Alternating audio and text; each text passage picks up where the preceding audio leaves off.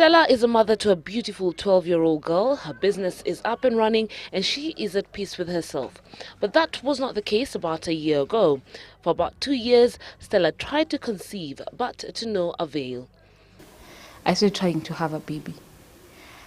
But after trying for like a whole year, nothing was happening, and I was wondering what is wrong.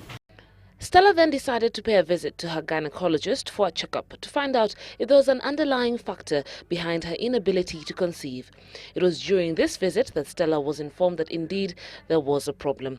When the biopsy came back, the pap smear result came back, I was told that my cervix cells were abnormal. Doctors then advised her to get pregnant immediately, as the procedure they were about to perform on her was one that would hinder her from getting any more children. He put me on some fertility medication for 3 cycles. And I took 2 cycles and nothing was happening.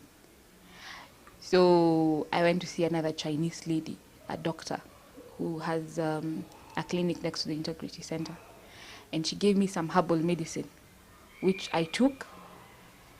And then I also went to my rural home, and there's this kissy lady who gave me some herbal concoction, and I took. And a month later, that was in February, when I was still taking my concoctions, one evening I just threw up and I'm like, "Aye."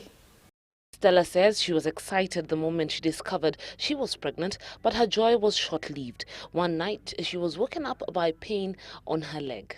I noticed after the first 6 weeks, I started bleeding on and off, and I told my gyna that I was bleeding, and he did an ultrasound, and he couldn't see any cause for alarm. The worst was yet to come. 2 days later, she lost her baby. When I was just walking on that corridor from the labor ward, my water broke.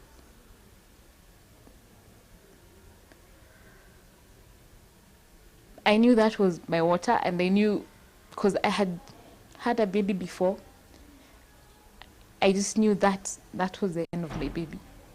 A miscarriage is defined as the loss of a pregnancy before 24 weeks. According to Dr. Karanja, about 70 to 80% of women in the world miscarry, and there is no definite cause of miscarriages.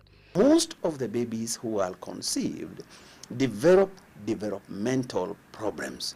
They have genetic developmental problems, chromosomal problems, problems that make part of their major organs that are necessary for survival not develop properly, and therefore they are lost. Other causes include a cervical incompetence and maternal infections brought about by viruses. Dr. Karanja adds that some of our lifestyle choices, such as eating junk food, smoking, and intake of excessive alcohol, do increase chances of one miscarrying. Ladies, therefore, who do not focus a lot on their health, and especially when they are planning to have a baby, are ladies who are more likely to get a miscarriage.